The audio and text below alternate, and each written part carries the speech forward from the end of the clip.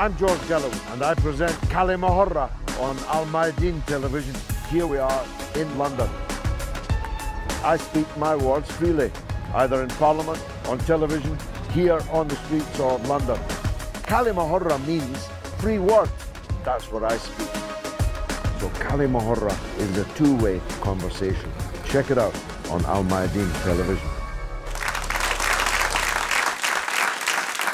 Welcome to Kalima Horra with me, George Galloway, for Mayadeen television, coming to you from London, discussing Iran via Warsaw. Why do I mention Warsaw? I seldom do, but the United States and the Polish government have recently organized what can most kindly be described as a fiasco, an attempt to build a front for war with Iran.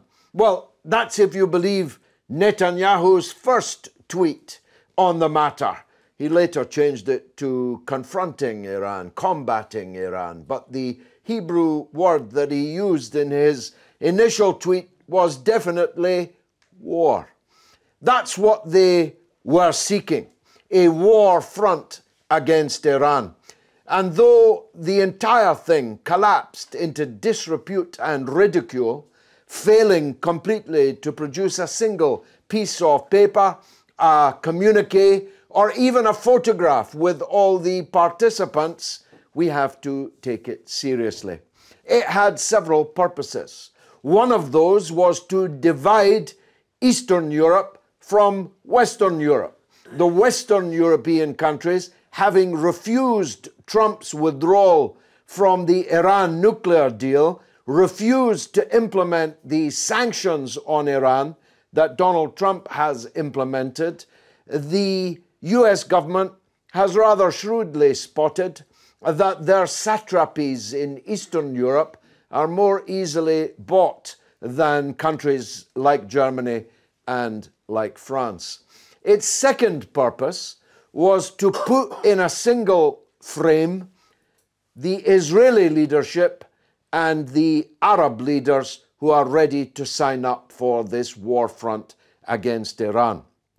Typically, the Arab leaders who did attend were so gutless that despite sitting down with Netanyahu, despite planning to go to war alongside Netanyahu, they weren't yet prepared to be in the same photograph as him. And the third purpose was to further belligerently encroach upon Iran's sovereignty. Now, Napoleon and Hitler learned the hard way the lesson of fighting a war on two fronts. Donald Trump's not as clever as them. He is fighting not just on two fronts, but multiple fronts, but two particularly large fronts that have one important thing in common: oil. He is preparing for war against Venezuela and Iran in the same electoral cycle. Or is he? That's one of the questions I'm putting to our audience of distinguished experts and one or two enthusiastic amateurs like me here on this program today. Is this all Trumpian bluster? It's a family show. I could put it more crudely. But is it just Donald Trump passing wind? Wind and fury. Because that's what he did in North Korea, isn't it? He created a casus belli, took us to the brink of war with North Korea, and then discovered that his new best friend was little Kim Jong-il, formerly the little rocket man, now his little best pal. Is he going to eventually sit down for a McDonald's, halal, with the Iranian leadership? Is this all just a bluff?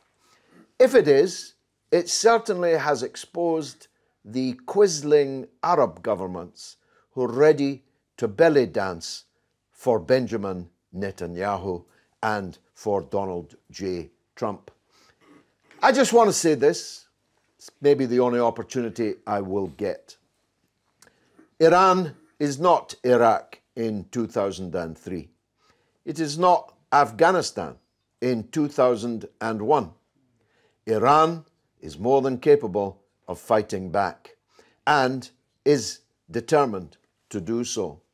And when I look at the performance of the US military, 15 years in Afghanistan, fighting the Taliban who are about to re-enter the government house in Kabul, who already control more than 60% of the territory of Afghanistan.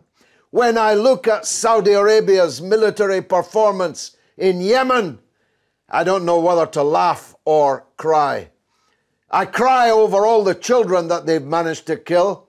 I cry over all the civilians that they have minced. But I have to laugh at the military prowess at some of these Arab countries now lining up with Netanyahu and Trump to confront Iran. It's my belief that if the United States attacks Iran, it will get, if I may put it in English, a bloody good hiding. And so will all those who join up with it. These are my views. They may or may not be the views of our audience.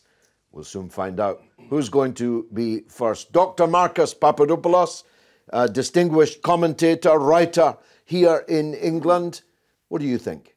Thank you, George, and thank you for having me back on. George, can I just say a few words, first of all, about the Iranian Revolution, which, of course, Iran recently marks the 40th anniversary of. It's very important for people in the West to understand that the Iranian Revolution gave the country of Iran back to the Iranian people. The Iranian Revolution restored Iranian dignity, self-respect, because prior to 1979, prior to the revolution, under the Shah, Iran was a vassal state, a client state of America, and it's a gut-wrenching feeling to know that the Iranian people, who are the heirs to the Persian Empire, the descendants of Cyrus the Great, Darius the Great, Xerxes the Great, were merely pawns to the United States. So that's important to recognize on the 40th anniversary of the revolution. Now, turning to the American threat to Iran, well, I believe that with Trump in the office, this constitutes an opportunity in a lifetime to those on Capitol Hill who want to take military action against Iran. I think that is a very significant difference between himself and his predecessors, especially someone like Obama. However, we also have to acknowledge that Iran has been used to this threat from America for 4 decades. And in those 4 decades, Iran has achieved a great deal of strength. If we have a look at the economy, the Iranian economy is robust. It's robust enough for the Iranian military to be fighting legally in Syria against terrorism. Also, Russia, in the last 25 years, Russia and Iran have formed a strategic relationship politically, economically, and militarily. Now, I know that in Iran, there are still suspicions about Russia because of the Anglo-Soviet invasion of Iran in 1941, and also through how Russia was helping to arm Saddam Hussein to the teeth during the Iran-Iraq war. But nonetheless, Russia, especially in this current climate, is going to be extremely important to the national security of Iran.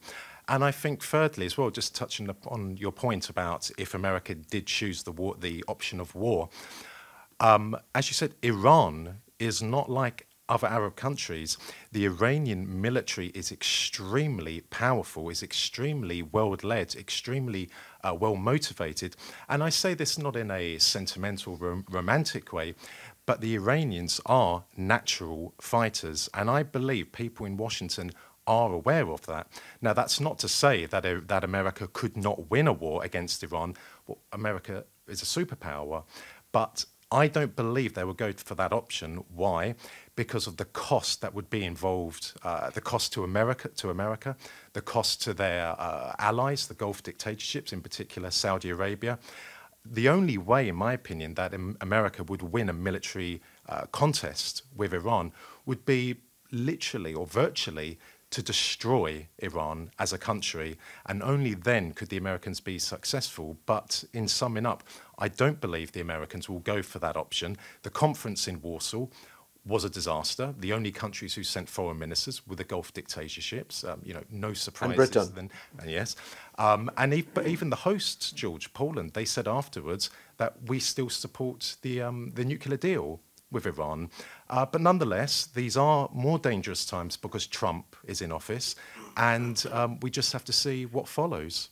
Well, you're right to remind us that in comparatively recent history, both Britain and Iran, both Britain and the United States, effectively overthrew the elected government in 1953 in Iran in their sinister plots.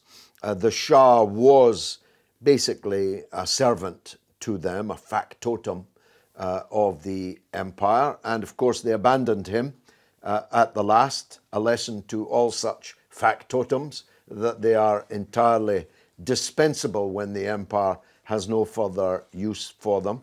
And also, of course, to mark the 40 years of achievement of the Iranian Revolution, not least in the military field and in the motivation of its military and indeed paramilitary forces. I agree with you that war is not certain. It's extremely risky.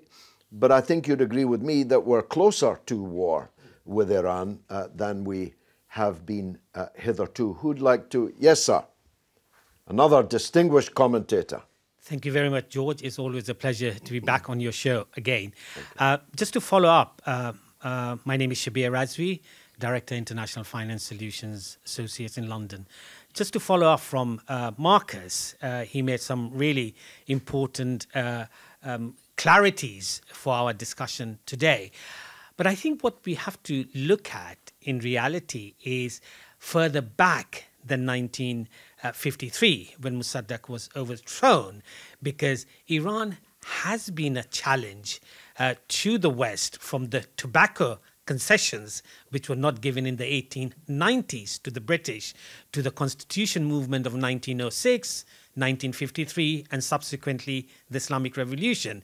So it wasn't an overnight success. There was a whole 55 decades of work that went on prior to the advent of the Islamic Revolution. So generations upon generations felt that Iran needed to be independent of the British, of the Europeans, and any kind of interference that was taking place in Iran. So that's one issue that we need to understand. Secondly, no matter which political spectrum that one is in Iran, whether you follow Rouhani or opposed to him or so-called moderate, one of the interesting things about the Iranian nation that I believe as a non-Iranian observer from the outside is the clarity of vision that all the Iranians have. Whether they're rich or poor, they're very nationalistic. Therefore, they will stand up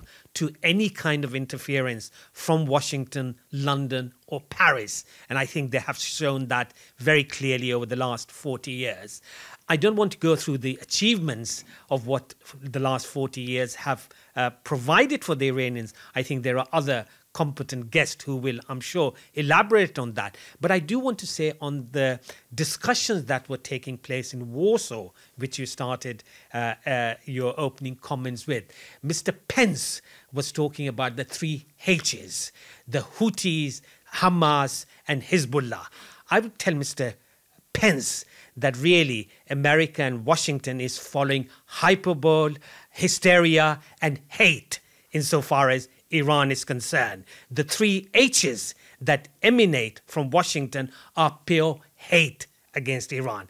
And I think if there were psychiatrists or psychologists in the audience, they would show what hate leads one towards. Complete blinkered vision, no strategy, just really saying things of the hoof.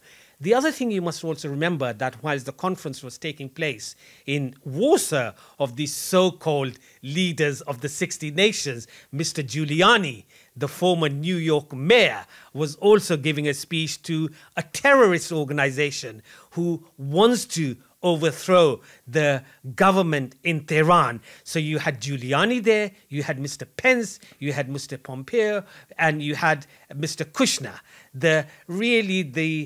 If you like, the quartet. The four horsemen of the apocalypse.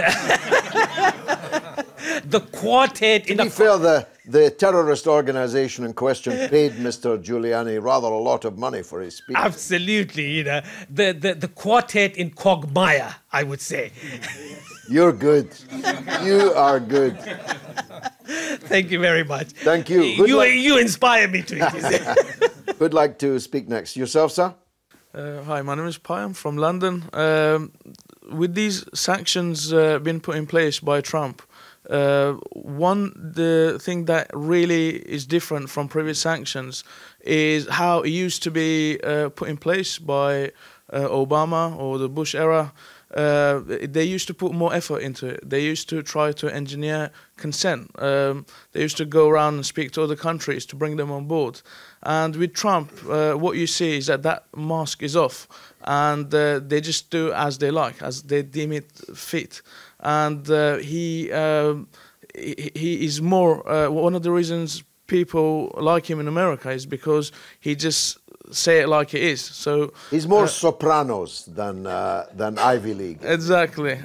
My personal opinion of him is that he's not as dangerous and as warmonger as Obama and Bush were. Obama, he still did a lot of really nasty things, but he put a nice mask on, and he tried to justify it through the art of rhetoric. On the pig. Exactly.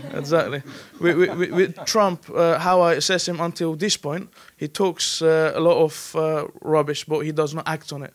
What's important for me, as an observer from outside, is does he actually go to wars? So far, he did not start any wars, but yes, there were killings, but less than the Obama era and that's the Bush true, era. yeah. I did open that possibility right at the beginning. This could all be a big act.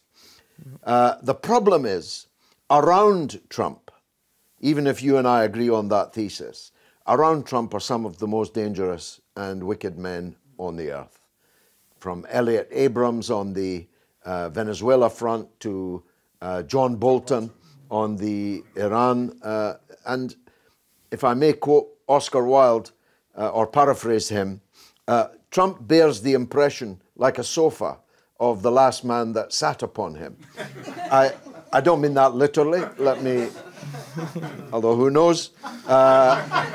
He may well, on a bad day, with the ratings plummeting and Mueller closing, he may well decide to wag the dog in Hollywood terms and essentially divert attention from his own difficulties with an actual war.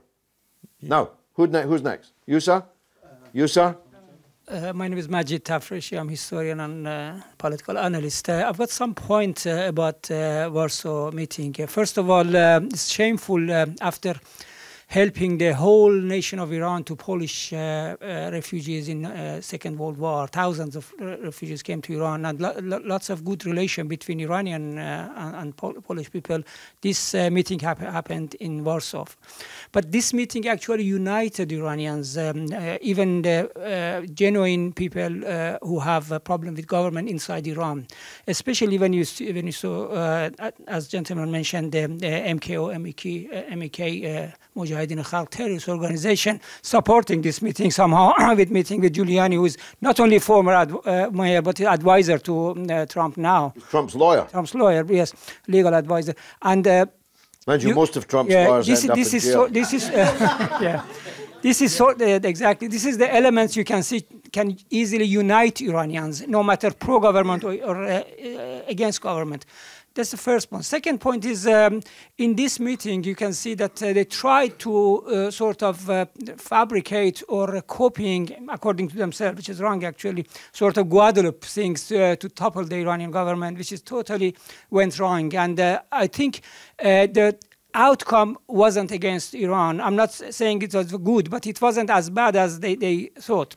If you listen to Mike Pence's talk in Munich summit, you can see his disappointment about other European countries not following him against Iran. I'm not saying the three countries like France or Germany or United Kingdom are genuinely supporting the JCPOA deal, but they are not supporting Trump at all for their own reasons, different reasons.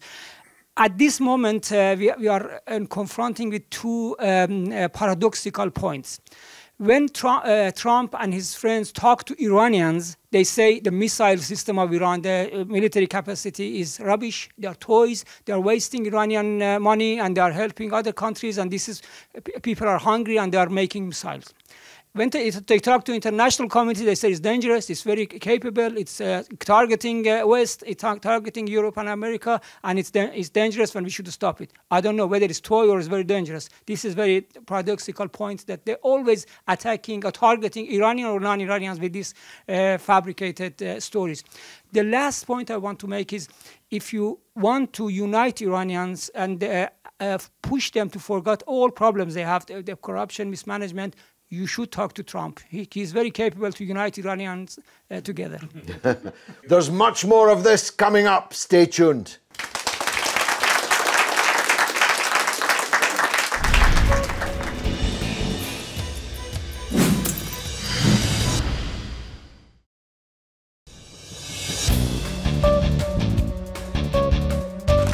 You're watching Kalima Horra with me, George Galloway, on Mayadeen television, coming from London, talking about Iran.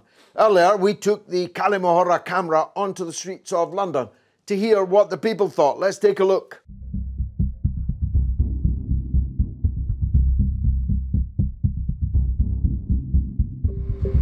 Why do you think so many countries in Europe have decided not to sanction Iran in line with the Trump administration's request? I mean, if you look back in history, most of the time when the US decided to go against the European advices and the UN decisions, it went pretty badly. Look at Iraq, look at Afghanistan, Vietnam. So I suspect that, you know, what's happened is that it's become a lot more, that people have become more malleable to whatever the immediate political needs are in those European countries. The thing is now Europe changed its policy a little bit.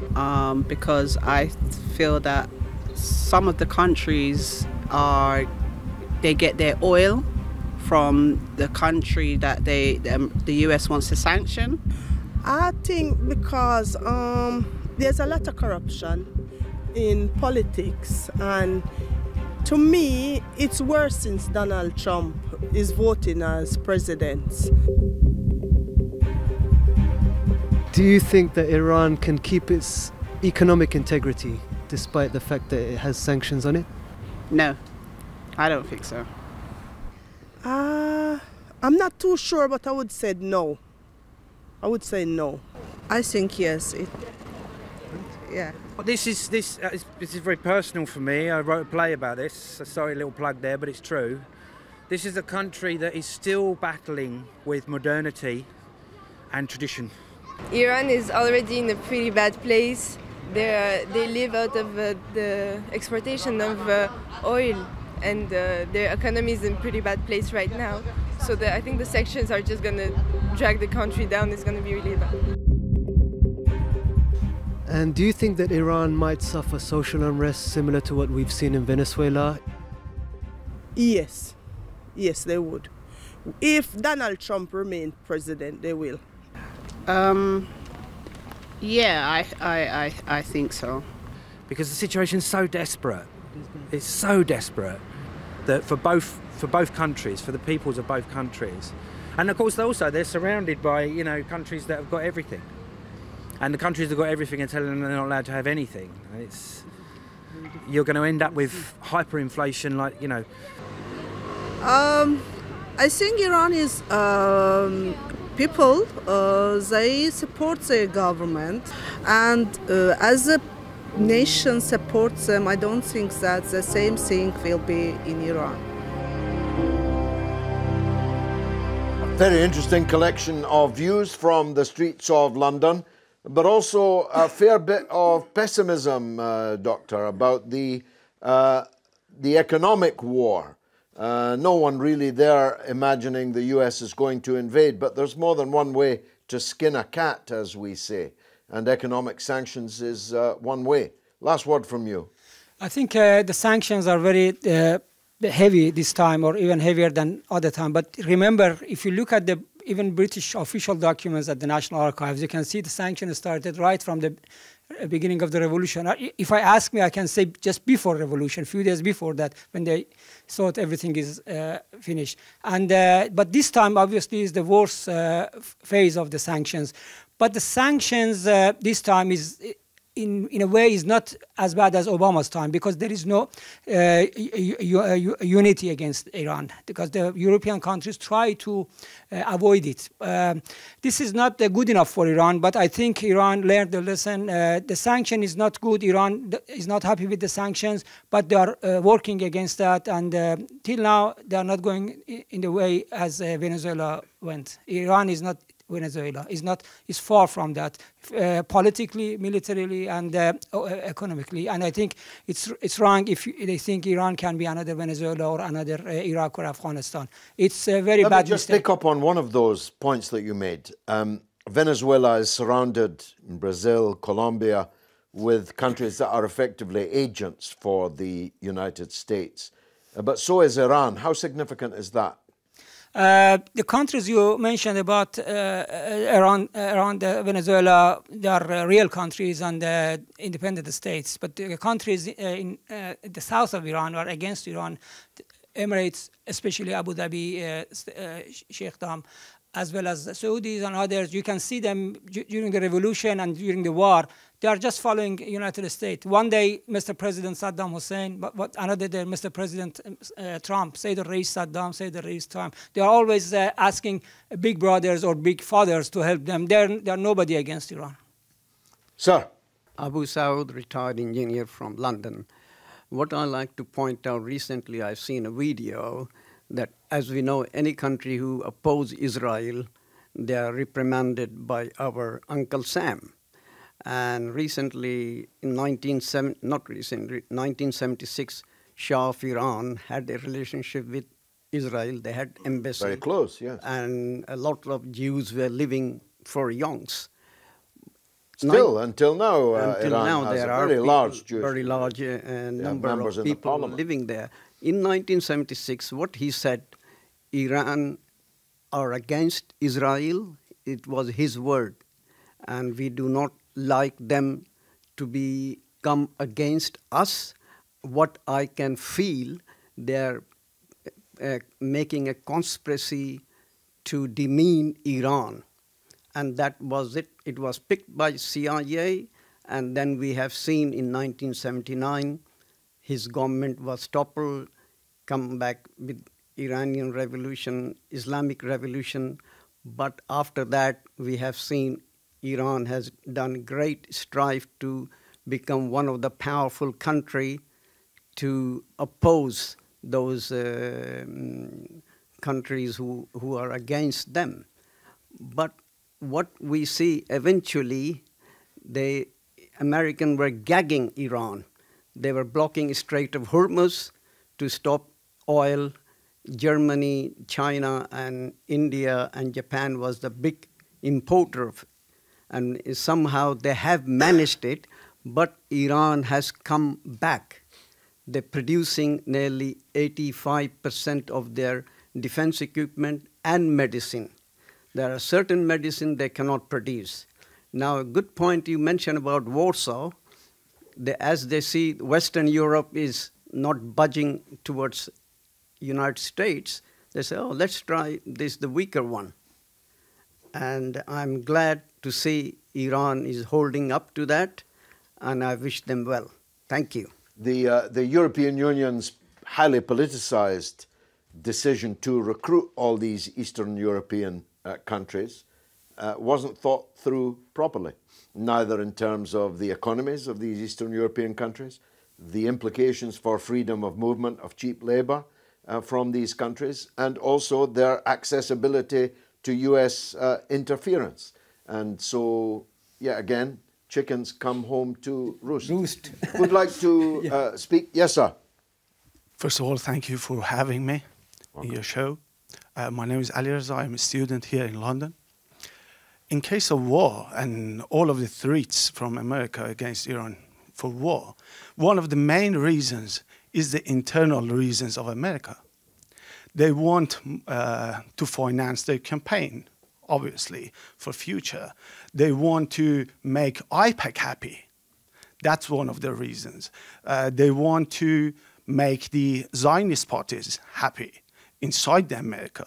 That's one of the reasons that they raise the issue of war with Iran. But actually, they're not going towards it because they know of the cost. The other reason is to threatening the Gulf countries, Persian Gulf countries, against Iran. So they will buy more weapons from Iran. From America? From America, sorry, from America.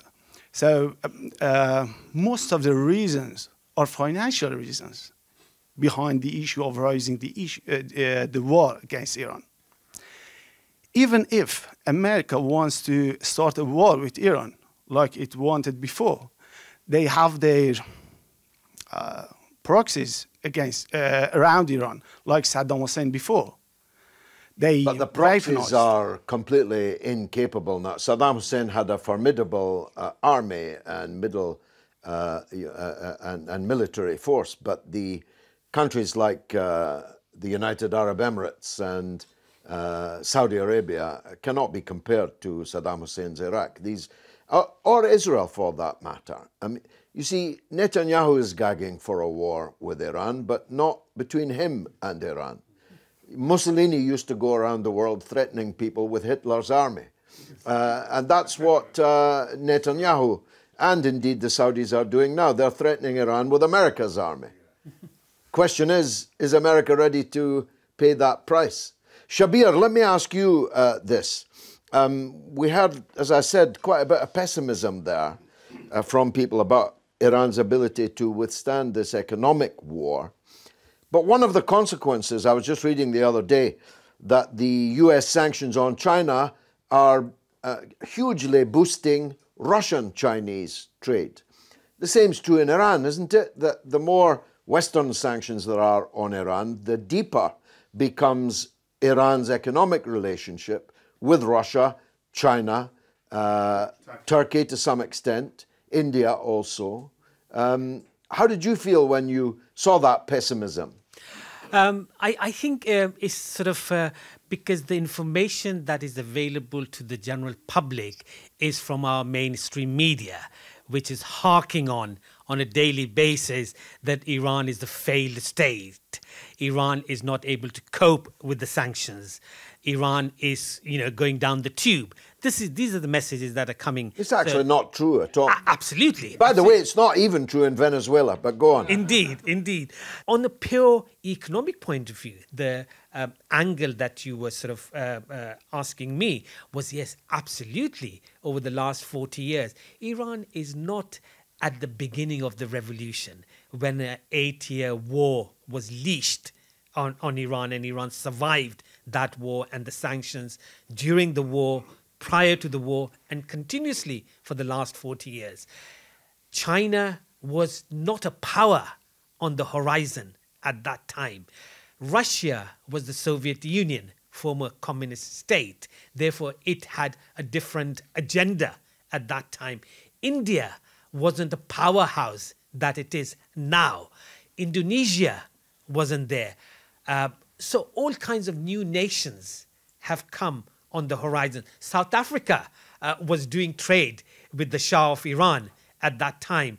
And it was Imam Khomeini who recognized Mandela, and Mandela had the courtesy at that time to regard Khomeini as his leader. So lots of things have changed in the last 40 years, which has made Iran's relationship and not to be dependent on the Washington consensus so profound that actually the losers are going to be Washington and those who follow Washington diktat. Who else would like to speak who hasn't yet spoken? Yes, sir. Thompson, Desmond Thompson, ex-publisher. I want to say that the driving force of this is Zionist Israel. And it's nothing new. It hasn't happened within the last 10 years. I can go back until 1967 when I was involved in publishing a book on the real way of the Six-Day War. And in that, we exposed the greater plans of Zionist Israel. And they had targeted Iran as one of their vision of opposing forces that they had to get rid of. So coming back into present time, there's a huge, massive effort from Israel through AIPAC in the States, but they have another organization nicknamed ACOC Politics. And they are more underground and more hidden, and they are bribing, and I use the word bribing, through legal means to sponsor senators and congressmen to vote for billions of dollars for Israel military use and anything against Iran. The UK government in its various forms since August of 1914 has been involved in now over 100 years' war. It has never stopped. Every single year they're involved somewhere in some war, whether small, medium, or large. And they're, of course, since World War II, due to Churchill, the breakdown of the handover of the British Empire, they have become a vassal of foreign relations to Washington. So it's no surprising that the UK government is involved in these discussions, such as in Poland, etc., because they want to be involved and they have to follow the Washington foreign policy. Thank you. You know the last year that Britain wasn't at war? Long time ago. 1772. I thought the Falkland War was the last one. 1772. And Iran hasn't invaded any country for 300 years. Yeah. Yeah, it's similar like North Korea. The Koreans have never invaded any country for 5,000 years. There's much more coming up in the last segment. Stay tuned.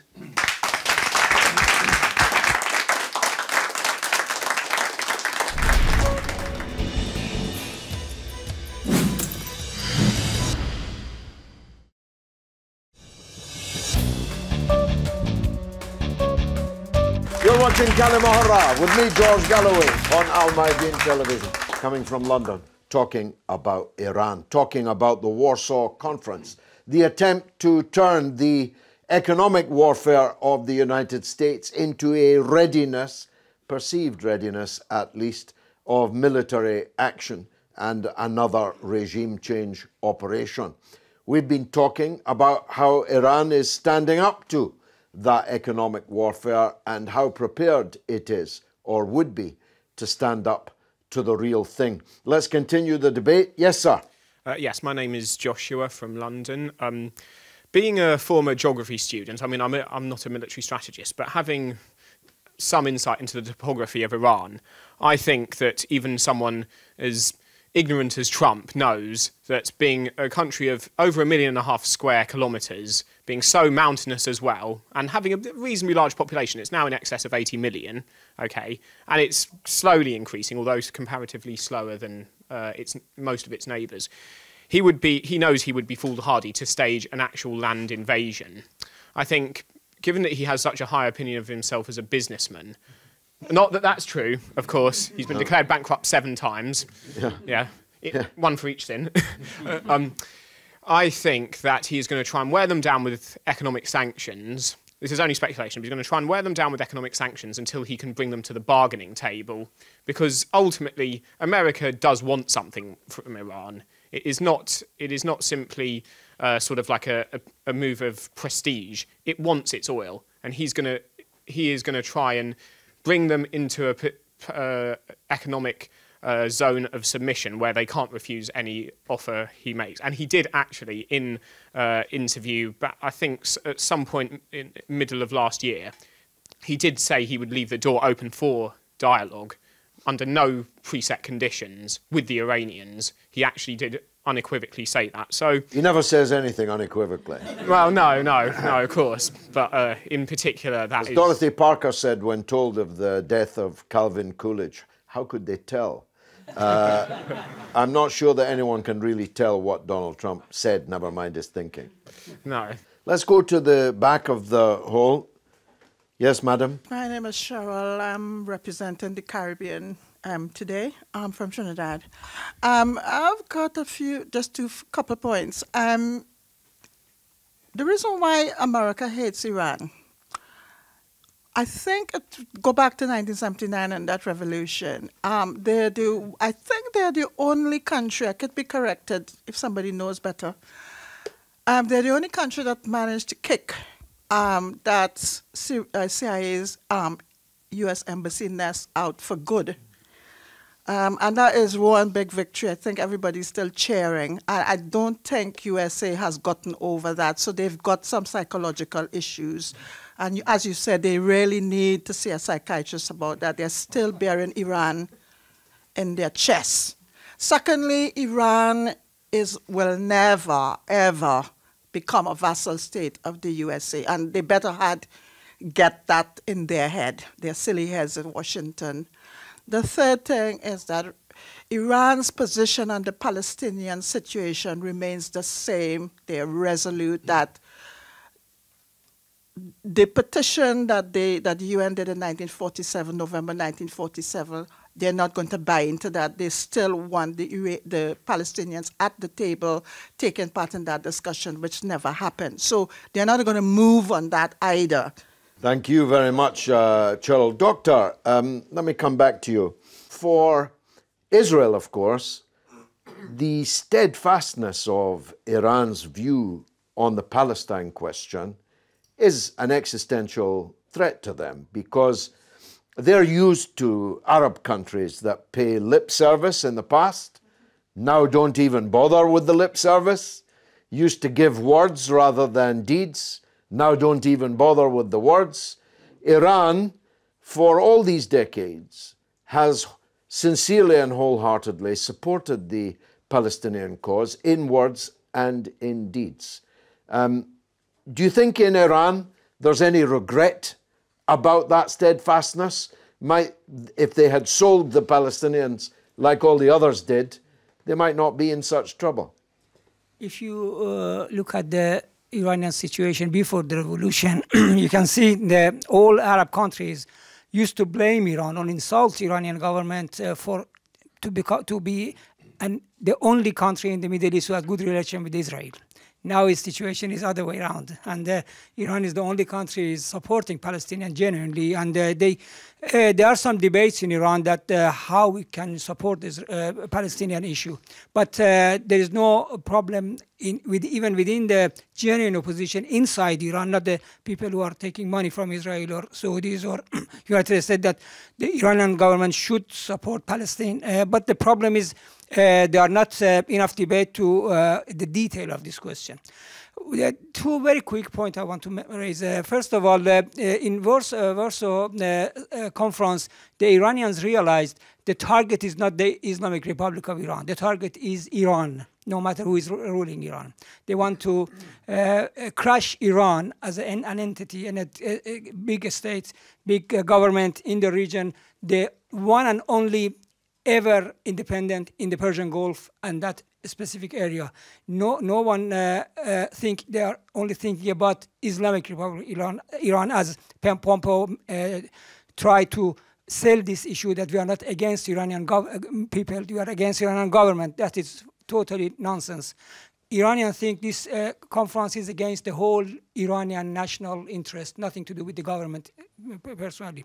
The second point is, in the last 40 years, no matter you like Obama or not, the only time that Iranians came to talk to Americans and had to deal with them, that was the time the United States started to talk to Iran with respect and dignity. And if Trump thinks he can do other way around, you can see the situation since Carter and the rest of the presidents that they cannot deal with Iran without dignity and respect, and they cannot force Iran to accept whatever they want. If they talk to dignity and respect the Iranian people, Iranian history, and Iranian government, they can talk to Iran and deal with Iran. Otherwise, it's not possible. That's a nonsense and it's a nightmare. It's not a dream, it's a nightmare. Dr. Marcus, what's the possibility, 1 to 10 or in a percentage, that this will end with Trump sitting down with my distinguished former constituent, President Rouhani, for whom I procured a council house in a high block of high flats in Glasgow many years ago. He still owes me a high council flat in Tehran in return. He hasn't replied to my request on that. The sanctions, exactly. But seriously, how likely is it? Is it possible that this is all bluster, like the Korean bluster, and that Trump will tell Bolton to sit down and be quiet? Is there any chance of it, do you think? Well, I think anything is possible, but I think in this situation it's highly improbable.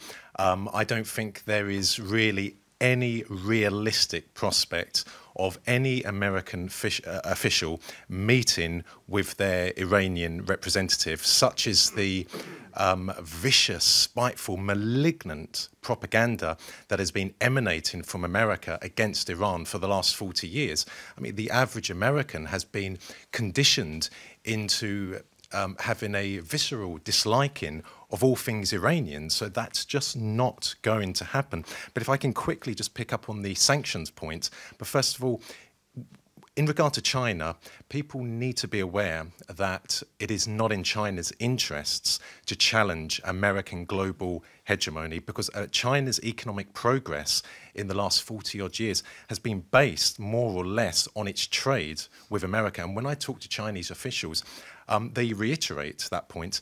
But the sanctions on Iran, the Iranian economy was at its most vulnerable in the 1980s and the 1990s. The 1980s, because that's when the sanctions were biting, that's when the war was occurring with Iraq. And then in the 1990s, of course, the Iranian economy was suffering as a result of the consequences of that dreadful war.